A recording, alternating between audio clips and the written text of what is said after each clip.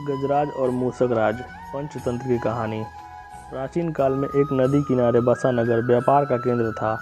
फिर आए उस नगर के बुरे दिन, जब एक वर्ष भारी वर्षा हुई।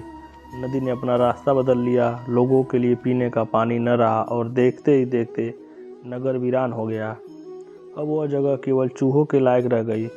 चारों ओर चूहे ही चूहे नजर आने लगे। चूहों का पूरा साम्राज्य ही स्थापित हो गया। चूहों के साम्राज्य का राजा बना मूसक राज चूहा। चूहों का भाग्य देखो, उनके बसने के बाद नगर के बाहर जमीन से एक पानी का स्रोत फूटा और वह बड़ा जलाशय बन गया। नगर से कुछ ही दूर एक घना जंगल था। जंगल में अनगिनत हाथी रहते थे।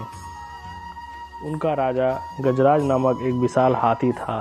उस जंगल क्षेत्र भयानक सूखा पड़ा था।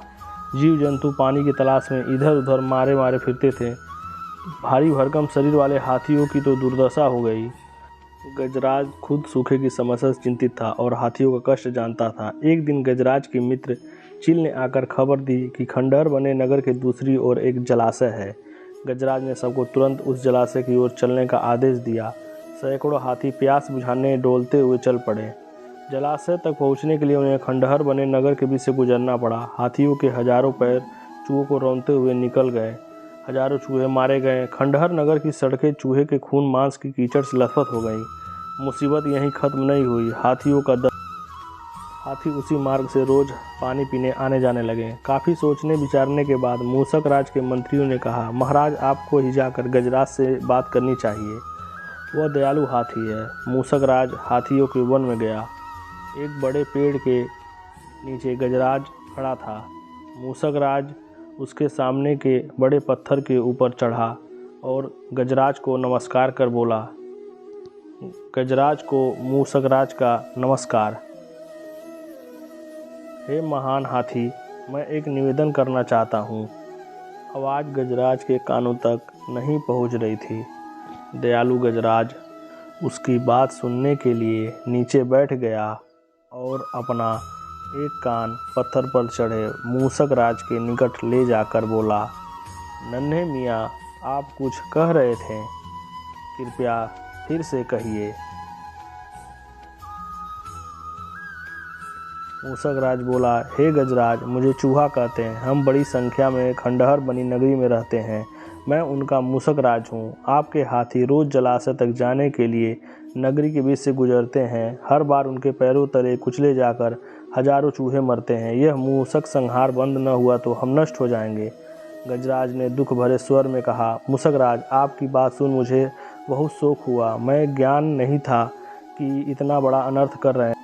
हम नया रास्ता ढूंढ लेंगे। मूसक राज कृतज्ञता भरे स्वर में बोला, गजराज, आपके मुझ जैसे छोटे जीव की बात ध्यान से सुनी, आपका धन्यवाद। गजराज, कभी हमारी ज़रूरत पड़े तो ज़रूर याद करना। गजराज ने सोचा कि यह नन्हा जीव हमारे किस काम आएगा, तो उसने केवल मुस्कुराकर मूसक राज को विदा किया। कुछ दिन बाद पड़ोसी देश के राजा ने सेना को मजबूत बनाने के लिए उसमें हाथियाँ शामिल करने का निर्णय लिया। राजा के लोग हाथी पकड़ने आए। जंगल में आकर वो चुपचाप कई प्रकार के जाल बिछाकर चले जाते हैं। सैकड़ों हाथी पकड़ लिए गए। एक रात हाथियों के पकड़े जाने से चिंतित गजराज जंगल में घूम रहे थे कि उनकी पैर सूखी पत्तियों के नीचे छल से दबा कर रखे रस्सी के फंदे में फंस जाता है। जैसे ही गजराज ने पैर आगे बढ़ाया, रस्सा कस गया। रस्से का दूसरा सिरा एक पेड़ के मोटे तने से मजबूती से बंधा था। गजराज चिंघाड़ने लगा। उसने अपने सेवकों को पुकारा, लेकिन कोई नहीं आया। कौन फंदे में फंसे हाथी के निकट आएगा। एक युवा जंगली भैंसा गजराज का बहुत आदर करता था। जब वह भैंसा छोटा था तो एक बार एक गड्ढे में जा गिरा था। उसकी चिल्लाहट सुनकर गजराज ने उनकी जान बचाई थी।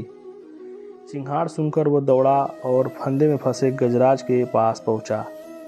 गजराज की हालत देख उसने बहुत धक्का लगाया। वह चीखा, यह कैसा अन्याय है। गजराज, बताइए क्या करूं?